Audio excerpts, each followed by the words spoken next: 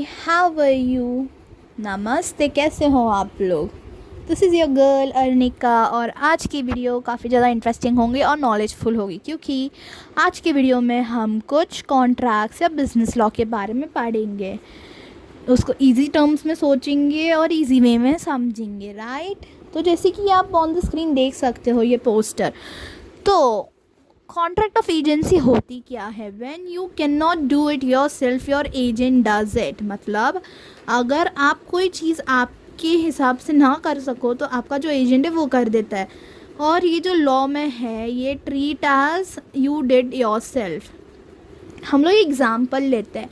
Suppose करो कि मैंने एक ब्रोकर को हायर किया था, क्यों? तो मुझे एक फ्लैट सेल करना था और उसने उसमें डील कर लिया विद बायर, नेगोशिएट कर लिया एंड फाइनलाइज कर लिया।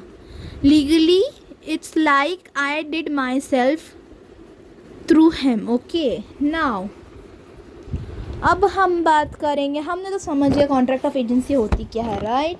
अब जैसे कि यहाँ पे पोस्टर में यहाँ पे हम लोग देखते हैं, हम बात करेंगे ड्यूटीज़ की। नाउ हमारे ड्यूटीज़ के अंदर ये आती है। ओके, वेट, ड्यूटी स्टार्ट करने के पहले एक और चीज़, जैसे कि आप यहाँ पे देख सकते हो, यहाँ पे लिखा है द पावर, जो प्रिंसिपल होता है वो डेलीगेट करता है पावर। अब जो हमारी पावर होती है, ऑथराइज होती है, हम वो किसको देते हैं? एजेंट्स को। अब एजेंट उस पर एक्ट ऑन करता है on behalf, okay, on behalf of the principal. और जो प्रिंसिपल होता है वो bound by the agent's act होती है। अब हम जाएंगे ड्यूटीज़ की तरफ।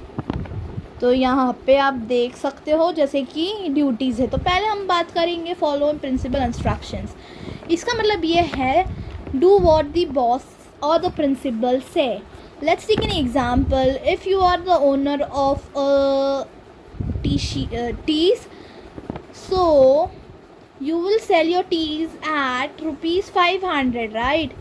But you cannot sell, like an employer cannot sell it at 400 rupees because the boss has already said he have to sell this under 500 rupees. Next is maintaining accounts. उसका मतलब ये होती है कि keep a proper record of money and goods। मतलब cashier जो होता है वो राइट डाउन करता है all the sales in the register.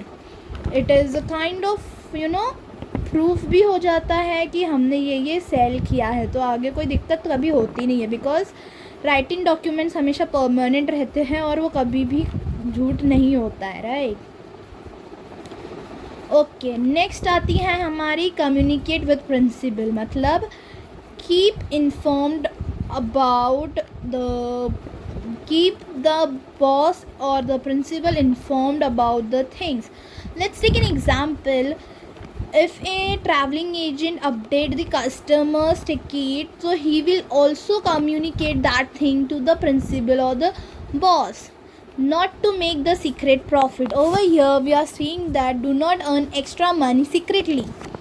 Let's take an example. If in property, broker should not take extra commission from the customer or the buyer without, okay, I'm saying again, without telling to the seller. हम next topic की तरफ जाते जो है rights. Now what are the rights of remuneration? Remuneration की rights ये होती है, लेट्स टेक एन एग्जांपल यहाँ पे भी, कि tutor gets the teaching fees. वो उन्होंने एक सर्विस प्रोवाइड किया और उसके बाद उनको उनका हिस्सा या नॉट कमीशन, उनका हिस्सा मिला जो वो डिज़र्व करते हैं। राइट ऑफ लीन मतलब let's take an example, like आप कपड़े देने गए हो टेलर के पास और जब आप उनको पैसा दोगे तभी वो आपको कपड़ा देगा। That is tailor keep the dress until you paid the you pay the tailor. Okay, right of indemnified rights का मतलब ये होती है कि courier gets expense and get repaid. मतलब कुरियर था हमारा जो थोड़ा सा ख़राब हो गया तो हमने उसको एक्सपेंस में गया हमारे और उसके बाद वो रीपे हो जाएगा। राइट टू कंपनसेशन मतलब डिलीवरिंग, अगर हमारा एक डिलीवरी मैन है या पर्सन है, लाइक फीमेल और मेल में से जो भी होगा, it get hurt by the faulty bike, तो फिर वो कंपनी की गलती थी और उस डिलीवरी मैन या वुमेन को एक कंपनसेशन मिलेगा।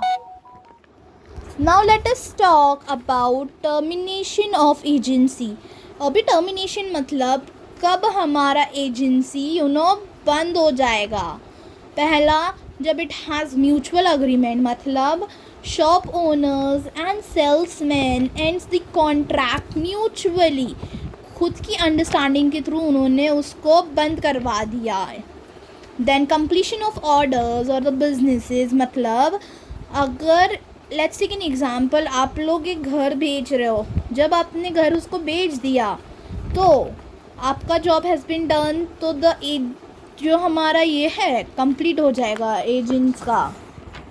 नेक्स्ट बात करेंगे हम डेथ और डेथ ऑफ एजेंसी, मतलब अगर जो ब्रोकर है और वो हमारा घर बेचने वाला था वही मर गया या फिर वही एक्सपायर हो गया, तो वहाँ पे उसका काम ख़त्म हो जाएगा। अभी एक्सपायरिंग ऑफ टाइम, मतलब अगर हमारा कॉन्ट्रैक्ट 4 साल का रहा तो हमारा कॉन्ट्रैक्ट ऑटोमेटिकली कैंसिल हो जाएगा, ऑटोमेटिकली ख़त्म हो जाएगा, नॉट कैंसिल, ख़त्म। वाई? बिकॉज हमने उस कॉन्ट्रैक्ट में we have return that this contract और this agreement will be valid till 4 years only. तो ये था हमारा पोस्टर 1। अब हम बात करेंगे दूसरी पोस्टर के बारे में। ओके, दिस इज ऑफर और ऑफरी के बारे में, लाइक ये जो कॉन्ट्रैक्ट ऑफ ऑफर को हम समझने की कोशिश करेंगे।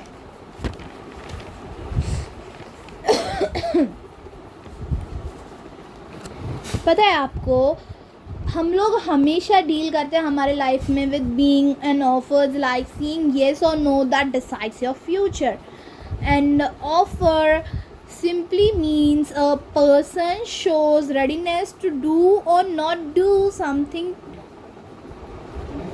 but it's only work if the other person accept it. I'm sorry guys, मेरा डॉगी बातें कर रहा है, like talk, I don't know. Yeah, okay. So हम लोग बात कर रहे थे ऑफ़र की, मतलब इसमें ये होते है कि अगर आप रेडी हो ये विलिंगली करने के लिए चीज़ या नहीं, वो होती है। और काम कैसे होगा ऑफ़र, अगर आपने उसको एक्सेप्ट किया तो ही वो ऑफ़र बनेगा। वंस द अदर पर्सन से yes, it's became an agreement, और अगर आपने उसको हाँ कर दिया तो इट बिकम अग्रीमेंट। चलो हम लोग एक एग्जांपल लेते हैं। Suppose I go to coffee shop and say भैया क्या मुझे 15 रुपये की कॉफ़ी मिल सकती है, ये मेरा ऑफ़र है, right. If he says yes then it became an agreement. Now let us talk about lapse of offer, मतलब ऑफ़र का टाइम ख़त्म जब होएगा तब क्या होता है। लाइक कोई भी ऑफ़र ज़्यादा दिन तक फॉर एवर रहता नहीं है, कोई ना कोई तरीके से वो ऑफ़र ख़त्म हो जाता है, या some time in such a way, I mean to say, not every offer live forever, some dies before they accept it. Now leaps of offer means an offer does not live forever, it can be end in many different ways. So let's see कि उनके कौन से veg होती है। जैसे कि हम लोग फर्स्ट ब्लॉग में देख सकते हैं यहाँ पे by revocation. Now by revocation मतलब the offerer cancels the offer before the other person accepted, मतलब जो पर्सन ने बनाया वो ऑफ़र वो उसको कैंसिल कर सकता है। Let's take an example. A offered to sell his bike to B, but A ने कैंसिल कर दिया before B accepts it, तो वो रिवोकेशन हो गया। नाउ नेक्स्ट हम बात करेंगे फेलियर ऑफ कंडीशन, मतलब if an offer depend on the condition is not fulfilled the offer ends. हम लोग like without the condition the agreement can not happen, ठीक है। हम एक एग्जांपल लेते हैं। लेट्स से कि I will sell my bike if you पे टुडे इन कैश, बट उनके पास बी के पास कैश ही नहीं रहा तो फिर वो ऑफ़र नहीं बनेगा और वो फेलियर ऑफ कंडीशन में जाएगा। नाउ नेक्स्ट ब्लॉग में हम जैसे देख सकते हैं रिजेक्शन। अब इसमें हम बात कर सकते हैं if an offer rejects, if the offeree rejects the offer it automatically comes to an end. मतलब even a customer offer, I mean to say if even a customer can do an counter offer to end the original offer. Like हम बात करेंगे जैसे मुझे books पढ़ना तो बहुत पसंद है राइट, तो हम ऐसे सोचेंगे कि मुझे बुक ख़रीदनी थी 200 रुपीज़ में, मतलब वो 200 रुपीज़ में बेच रहे हैं पर मैंने उनको बोला कि आई विल ओनली पे 150, तो ये ऑफ़र रिजेक्ट हो जाएगा और मुझे बुक नहीं मिलेगा। तो या that's a rejection. Offer bye death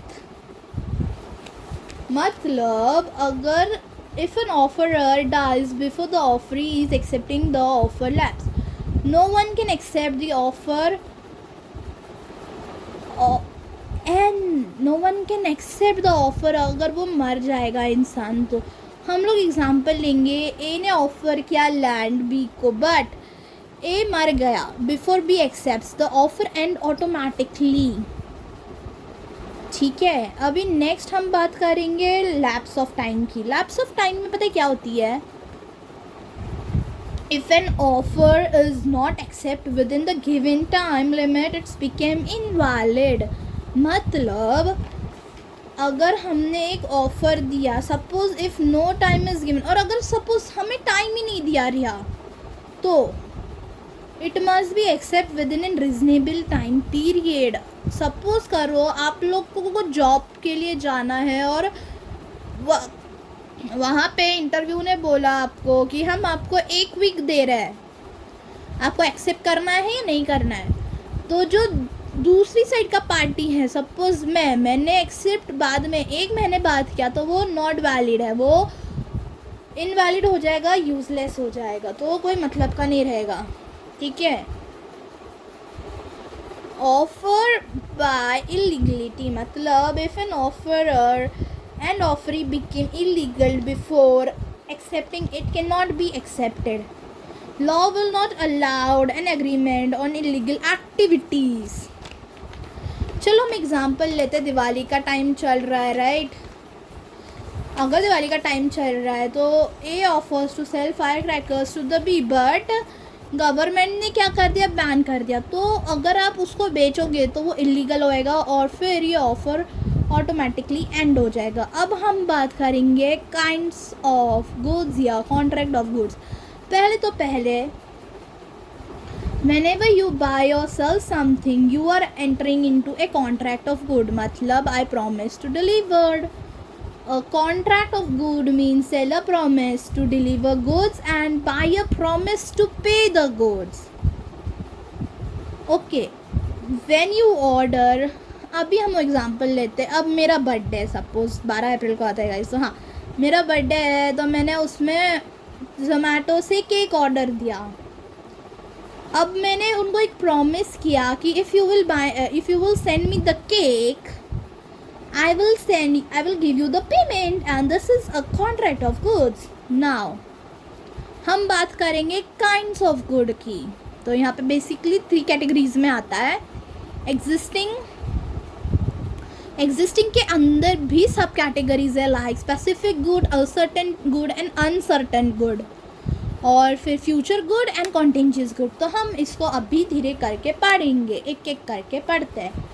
तो मुझे बताओ आप, goods are not just goods, law has divided them into the separate parts because to run business smoothly. ठीक है, हम पहले एग्जिस्टिंग गुड्स के बारे में बात करेंगे। एग्जिस्टिंग गुड्स का मतलब ये होता है, जैसे उनके नाम में ही पता चल रहा है, goods that are already existing and are owned by the seller at the time of the contract, they are ready for sale immediately. Let's take an example. अगर मुझे एक कार खरीदनी रही तो मैं जो भी कार शोरूम में रहेगी मैं वही खरीदूंगी जो उधर खड़ी है। ठीक है।